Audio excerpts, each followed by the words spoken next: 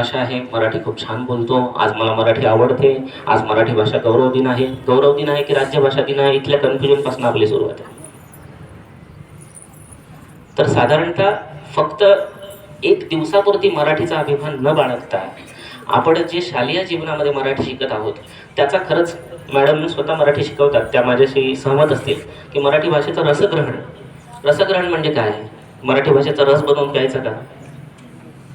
मराठी भाषेचं रसग्रहण म्हणजे काय की जी कविता आहे त्या मागची कवीची भावना, इंग्लिशमध्ये जे आपण ॲप्रिशिएशन लिहितो तसंच मराठी भाषेमध्ये कवितेचं रसग्रहण लिहिलं गेलं पाहिजे. मग त्याबद्दल तुम्हाला लिहिताना त्याचा आळस काय येतो की कोणी ती कविता लिहिली ते लक्षात ठेवायचं रे बाबा.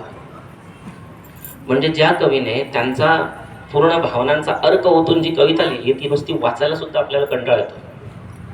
पण जर त्या कवितेचा खरा अर्थ आपण समजून घेत गेलो तर आपल्याला त्या कवितेचा भाव समजला तर तो कवी समजतो, ती कवयित्री समजते आणि आपल्याला त्यातनं आनंद घेता येतो.